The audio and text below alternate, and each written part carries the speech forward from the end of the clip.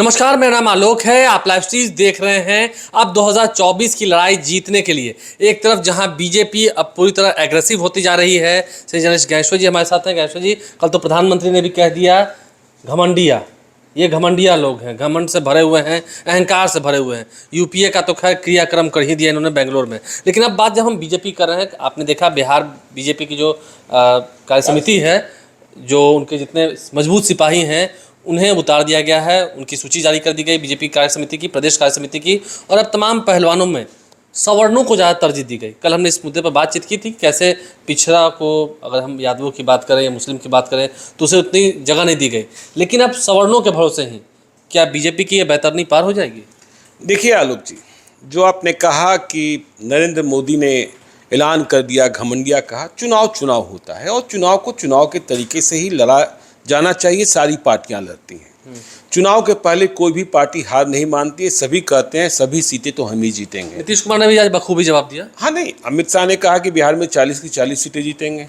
ललन सिंह ने कहा 1 सीट नहीं जीतने देंगे। तो ऐसी बातें चलती रहती हैं। देखिए, आप जो नई कार्य समिति की बात कर रहे हैं बीजेपी की, जिसका ऐलान 2 दिनों पहले हुआ है, पुराने जो चेहरे थे उनमें से अधिकांश की छुट्टी हो गई। और जब अधिकांश की छुट्टी हो गई है तो नए चेहरों को लाया गया है। इसका आशय ये कि बिहार में बीजेपी जो है अब भी प्रयोग में लगी है। आपने देखा होगा 2020 के चुनाव के बाद जब बिहार मंत्री परिषद का गठन किया गया, तब नीतीश कुमार एनडीए की सरकार के मुख्यमंत्री बने थे। तो सबसे पहले सुशील कुमार मोदी की छुट्टी हुई, प्रेम कुमार की छुट्टी हुई, या यूँ कहें कि 2 पुराने मंत्रियों को छोड़कर मंगल पांडे और प्रमोद कुमार, बीजेपी ने सारे नए लोगों को मंत्री बनाया था। तो अभी बीजेपी ने कार्य समिति में भी इसी फार्मूले को लागू किया है। अधिकांश पुराने चेहरों की छुट्टी हो गई है। मैंने इन घंटों में कई बीजेपी के नेताओं से बातचीत की है। कईयों ने मुझे फ़ोन किया है, वे गुस्से में भी हैं, पुराने नेता, कि इतना प्रयोग ठीक नहीं है और इस तरीके से किनारे किया जाना भी ठीक नहीं है। इसका परिणाम भुगतना पड़ेगा। और पुराने को आप किनारा लगा रहे हैं तो आपने देखा कि 2020 में बनी हुई सरकार 2022 में कैसे अपदस्थ हो गई और कैसे बिहार में महागठबंधन की सरकार बन गई। क्योंकि कई लोग क्रोधित थे, कई सीनियर नेता क्रोधित और थे। जब नई कार्य समिति बनी है तो भी कई लोग क्रोधित हैं, जिन्हें जगह नहीं मिली है। कहा जा रहा है कि अब उन्हें प्रकोष्ठों में या दूसरी जिम्मेवारियां दी जाएंगी। ये सारी बातें आ रही है। हमने कल ही बताया था कि देखिए, जो नई कमेटी है उसमें किसी मुसलमान को नहीं रखा गया। बीजेपी जानती है मुसलमान को रखने से फायदा नहीं है।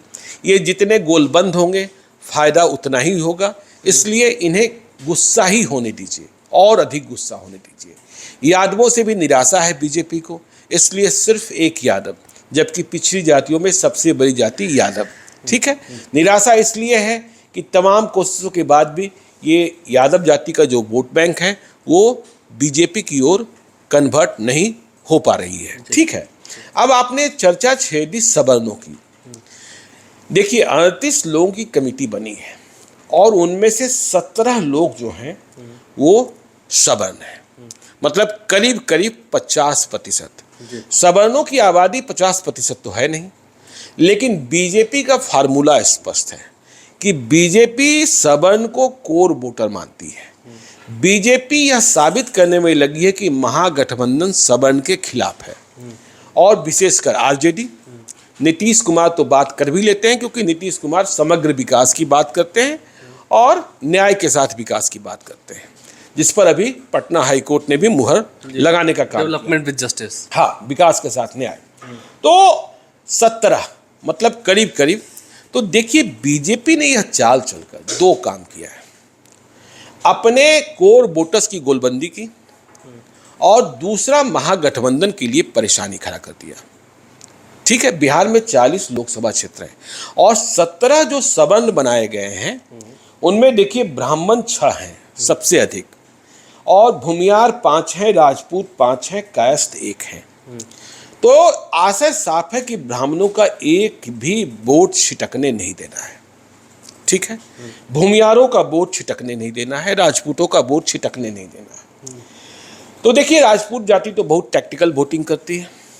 और यदि बीजेपी के सांसदों की संख्या देखें तो देखिए 2019 में बीजेपी के 17 सांसद जीते थे एनडीए चुनाव लड़ रहा था, मतलब बीजेपी, जेडीयू और रामविलास पासवान की लोजपा। ठीक है, अब तो लोजपा 2 खंडों में है। लोजपा 2 खंडों में है। तो जो 17 सांसद बीजेपी के चुनाव जीते, उनमें से 9 सांसद तो सवर्ण ही हैं। 5 राजपूत, 2 ब्राह्मण, 1 कायस्थ और 1 भूमियार। ठीक है ना, नाम भी बता देते हैं। राधा मोहन सिंह बीजेपी मोतिहारी से राजपूत, जनार्दन सिंह सिग्रीवाल महाराजगंज से राजपूत, राजीव प्रताप रूडी छपरा से राजपूत, आर के सिंह आरा से राजपूत, सुशील कुमार सिंह औरंगाबाद से राजपूत, अश्विनी चौबे बक्सर से ब्राह्मण, गोपाल जी ठाकुर दरभंगा से ब्राह्मण, रविशंकर प्रसाद पटना साहिब से कायस्थ, गिरिराज सिंह बेगूसराय से भूमियार। तो उन्होंने कई मंत्री भी बनाए गए जी। तो उन्होंने ये देखा कि हमारे 17 में 9 मतलब 50% से अधिक सांसद जो हैं सवर्ण हैं। और यदि हम 2019 के एनडीए की बात कर लें, क्योंकि साथ मिलकर चुनाव लड़ रहे थे नरेंद्र मोदी, अमित शाह, नीतीश कुमार और रामविलास पासवान, तभी तो 39 सीटें जी। जीती। तो 39 में से 13, 9 तो बीजेपी के खाते में, 2 सीटें जेडीयू ने जीती, मतलब जीती 16 सीटें, लेकिन उनमें से 2 सांसद सवर्ण हुए जेडीयू के। हाँ, जेडीयू के। 14 तो पिछड़े, अति पिछड़े वाले हैं, ठीक है ना, या दलित वाले हैं। तो कविता सिंह सिवान से राजपूत, राजीव रंजन सिंह एलियस ललन सिंह मुंगेर से राष्ट्रीय अध्यक्ष, हाँ भूमियार, एलजेपी से चंदन सिंह सूरजभान सिंह के भाई नवादा से, बीना देवी दिनेश सिंह की वाइफ वैशाली से रघुवंश प्रसाद को थी। तो यदि ऐसे देख लें कि एलजेपी भी आज हिस्सा है, तो 11 सांसद सवर्ण हैं। तो बीजेपी इन सांसदों के साथ चुनाव मैदान में उतरने का प्रयास करेगी। अब महागठबंधन के सामने परेशानी क्यों हुई? महागठबंधन सवर्णों को टिकट देने में कंजूसी करता है, और यह भी आरोप लगता है कि महागठबंधन में शामिल पार्टियां सवर्णों की सीट को पिछड़े या अति पिछड़े के हवाले कर देती है। ठीक है ना, जैसे नीतीश कुमार ने किया जहानाबाद में एनडीए में रहते हुए। हाँ ठीक है, जहानाबाद में किया, ठीक है, बहुत सारी सीटें हैं। अब बीजेपी ने किया मुजफ्फरपुर में, ठीक है ना, तो ऐसी सारी सीटें हैं। तो अब दबाव क्या बनेगा कि जब बीजेपी 38 में 17 बना रही है कार्य समिति में, और उनके 17 में से 9 सांसद सवर्ण हैं और एलजेपी के 2 सांसद, तो जदयू के पास तो अभी सिर्फ 2 ही सवर्ण सांसद हैं जीते हुए, बाकी 14 उनके जीते हुए सांसद हैं वो पिछड़ा अति पिछड़ा है। और राजद का जो मिजाज है वह सवर्णों के पक्ष में बहुत नहीं रहता है, राजपूतों को टिकट मिल जाता है, लेकिन भूमियार ब्राह्मण कायस्थ से दूरी है। तो अब जब 2024 के लिए आप रणनीति बनाएंगे, तो महागठबंधन के सामने यक्ष प्रश्न होगा कि क्या हम सवर्ण मतदाताओं को सीधे बीजेपी मतलब एनडीए की ओर जाने दें, या फिर सेंधमारी करने की कोशिश करें। ठीक है ना, मौका देंगे तो फिर भरोसा जगेगा। मौका देंगे तो भरोसा जगेगा। तेजस्वी यादव कहते हैं A to Z की बात करते हैं, एमएलसी में टिकट देते हैं, मोकामा में नीलम सिंह को भी टिकट दिया, लेकिन मोकामा की बात दूसरी है, वहां अनंत सिंह मायने रखते हैं। तो महागठबंधन के सामने परेशानी ये हो गई है, ठीक है ना, कि आप अपने मिजाज को कितना बदलते हैं। अब आजकल ही देख लीजिए ना, और यदि आप मिजाज को बदलते हैं तो जो आपके कोर वोटर्स हैं उनका क्या होता है। अब आजकल ही देख लीजिए ना, पार्टी में मृत्युंजय तिवारी प्रवक्ता हैं, क्या हाल है जरा आजकल किसी से पता करवा लीजिए। राजद की बात आप कर, आरजेडी की बात कर रहे हैं, पता करवा लीजिएगा। नहीं देखिए, आरजेडी में तो भाई माई समीकरण जो है, मुस्लिम और यादव समीकरण, वो सबसे ज्यादा महत्वपूर्ण है। तो अब जब टिकटों का बंटवारा होगा तो देखिए आरजेडी से बहुत उम्मीदें नहीं कर सकते हैं, लेकिन जेडीयू के पास विकल्प कितना बचता है।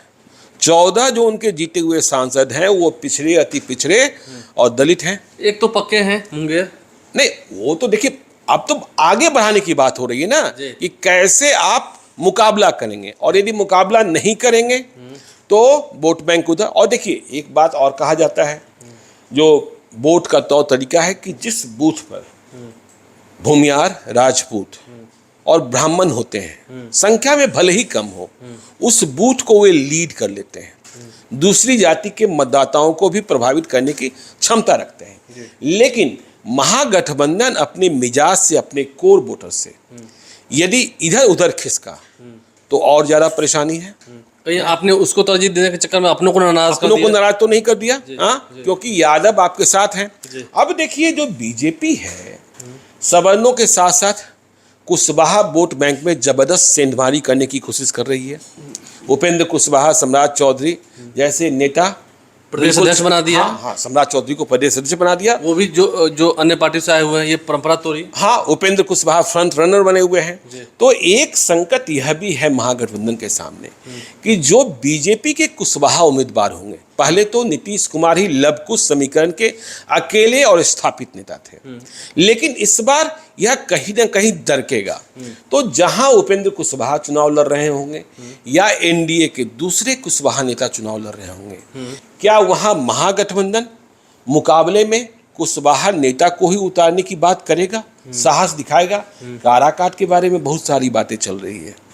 देखिए, शाहाबाद में जेडीयू ने अपने एक महत्वपूर्ण नेता को खोया, नेत्री को। मीना सिंह बीजेपी की ओर चली गई। काराकाट में उपेंद्र कुशवाहा का चुनाव लड़ना तय है एनडीए से, वे कह भी चुके हैं। महाबली सिंह अभी जेडीयू के सांसद हैं। तो क्या सवाल पैदा होगा कि उपेंद्र कुशवाहा का मुकाबला क्या महाबली सिंह कर पाएंगे या फिर वहां किसी राजपूत नेता को तलाशा जाएगा? मीना सिंह तो अब आपके पास है नहीं, और वहां राजपूत नेता भी ऐसा चाहिए जिसे ब्राह्मणों का समर्थन भी प्राप्त हो। यह बड़ी बात है। तो कई नाम चलते हैं। बीच में लवली आनंद की भी चर्चा हो गई थी, जय कुमार सिंह की चर्चा भी हो गई थी, और आजकल आलोक सिंह की चर्चा भी बहुत जबरदस्त हो रही है, जिनके भाई विधान पार्षद हैं। ठीक है ना?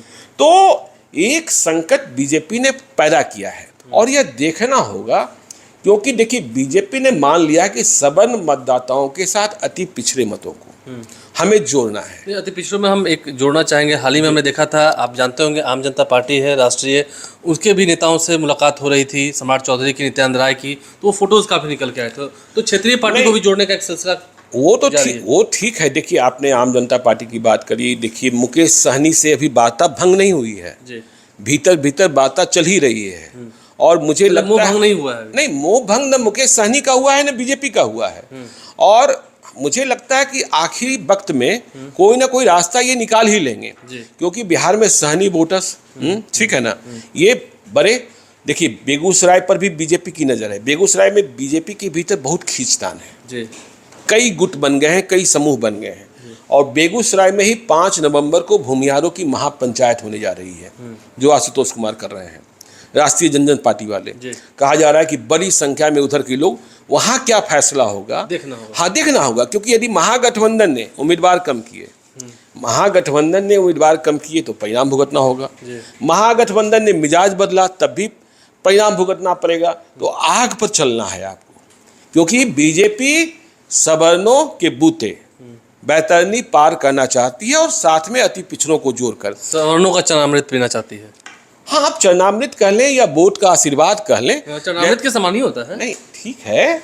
वैसे ही आप यह भी कह सकते हैं कि राजद भी जो है मुसलमान और यादव का चरणामृत पीना चाहते हैं। इसमें कहाँ कोई हाँ, तो ये तो बराबरी वाली बात है ना, कि आप किसी चीज को कैसे रखते हैं और कैसे देखते हैं। ठीक है ना? देखना होगा, क्योंकि जो डगर है उसमें आग है जी, उस आग पर चलना है, उस कोयले पर चलना है, और इन रास्तों में काफ़ी कांटे भी आगे मिलेंगे। तो देखना होगा रणनीतियाँ कौन कितनी हद तक अपने पक्ष में बनाकर उसे सफल करा पाते हैं, ये देखना होगा। ये बड़ी चुनौती होगी।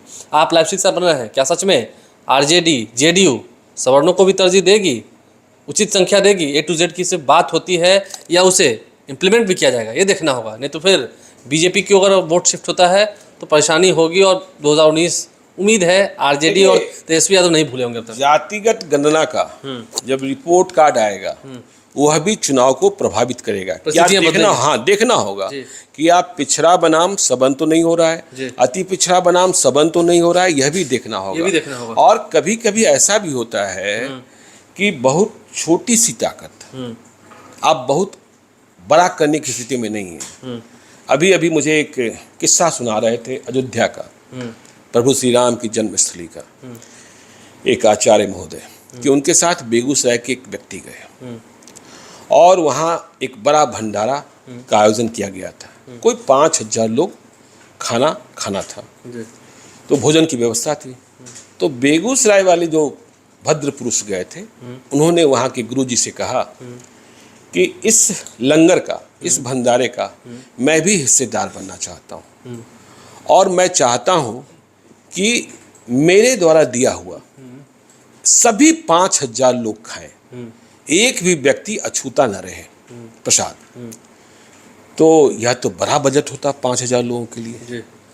तो गुरुजी ने बजट बता दिया कि भाई यदि आप 5,000 लोगों को खिलाना चाहते हैं तो कोई भी एक यदि आप खिलाना चाहते हैं, एक सामग्री। तो बात ये हुई कि भाई इतनी क्षमता तो नहीं है, समझे। तो गुरुजी ने कहा कि ठीक है, तुम मेरे पुराने शिष्य हो, मैं भी समझता हूँ तुम्हारी इतनी क्षमता नहीं है, तो मैं तुझे एक गुरु मंत्र देता हूँ कि पंसारी की दुकान पर जाओ और 10 रुपए का नमक लेकर आ जाओ। तो वह तो बेबल हो गया। तो 10 रुपए का नमक लेकर वो व्यक्ति आया, 1 किलो ले लिया। तो जैसे ही नमक मिलाया गया तो जितने 5,000 लोग खाने वाले थे सबके बीच वह पहुंच गया। जो लंगर का प्रसाद होता है, जो लंगर का प्रसाद था। तो जो इनकी सोच थी कि 5,000 लोगों के बीच में, तो जातिगत जनगणना की जब रिपोर्ट आएगी ना, तो फिर क्या धारा बहेगी, मांग उठेगी, यह देखने की बात होगी। ये देखने की बात होगी। परिस्थितियां बदलेंगी और उन बदली हुई परिस्थितियों में अगर अगला बनाम पिछड़े की लड़ाई हो गई, फिर बात कुछ और हो जाएगी।